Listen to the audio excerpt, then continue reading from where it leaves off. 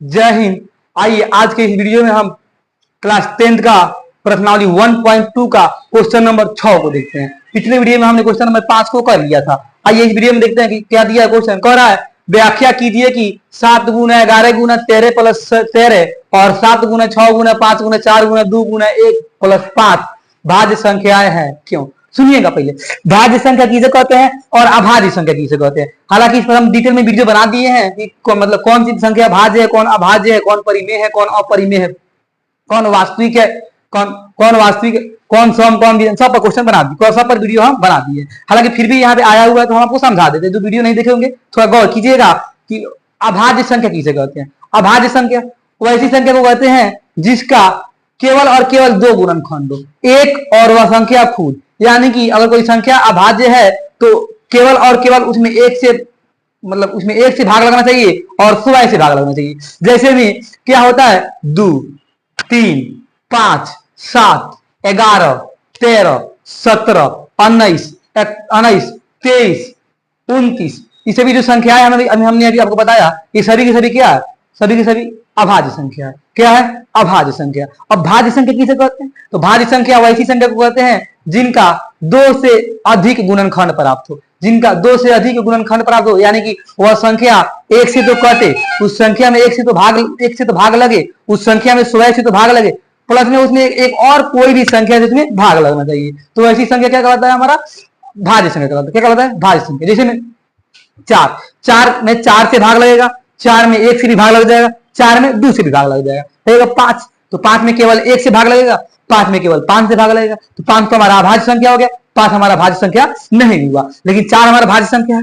क्या 6 भाज्य संख्या है? 6 में देखिएगा 6 में 1 से भाग लग जाएगा, 6 में 6 से भाग लग जाएगा और 6 में 2 से भाग लग जाएगा, 6 में 3 से भाग लग जाएगा। ये सभी यानी 4 वो संख्या है 6 में भाग लग रहा है। यानी कि 4 जो 6 है क्या है? 6 एक भाज्य संख्या। 6 क्या है? भाज्य संख्या। यानी 2 से अधिक किसका गुणनखंड है?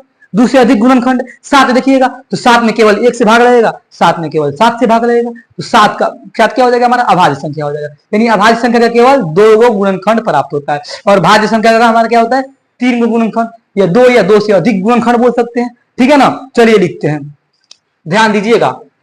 दी गई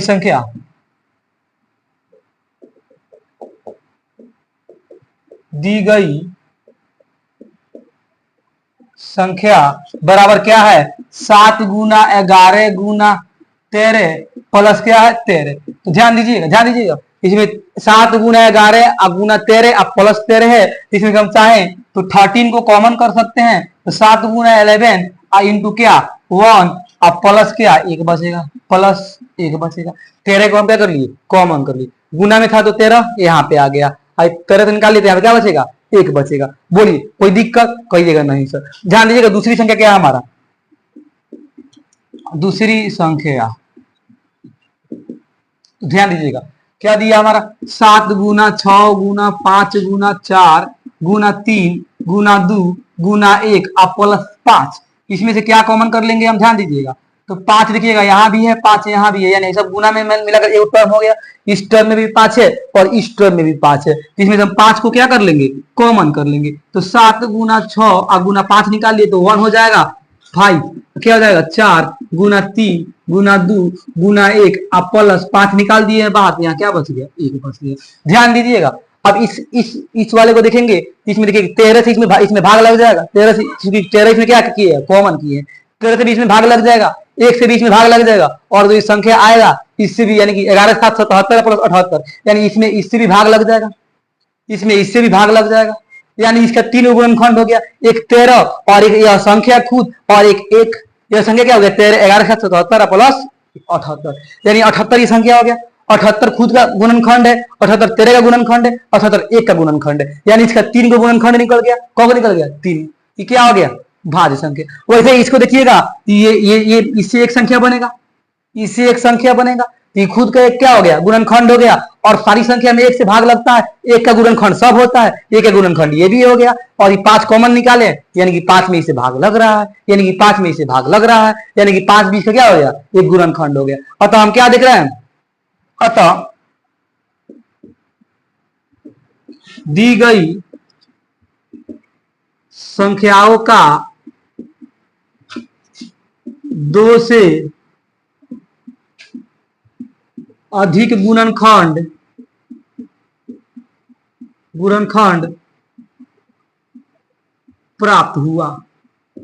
इसीलिए इसीलिए 7 गुना 11 गुना 13 प्लस 13 और 7 गुना 6 गुना 5 गुना 4 गुना 3 गुना 2 गुना 1 और प्लस 5 ये संख्याएं भाज्य संख्या है। कौन सा संख्या है? भाज्य संख्या है। बोलिए, कोई दिक्कत, कोई परेशानी? आशा करते हैं कि ये क्वेश्चन आपको समझ में आया होगा, और अगर इसमें कोई डाउट रहा हो तो कमेंट बॉक्स में आप जरूर लिखिएगा। चलिए, आज के इस वीडियो में इतना ही रहने देते हैं, मिलते हैं आपसे नेक्स्ट वीडियो में। तब तक के लिए आप अपना ख्याल रखिएगा। जय हिंद।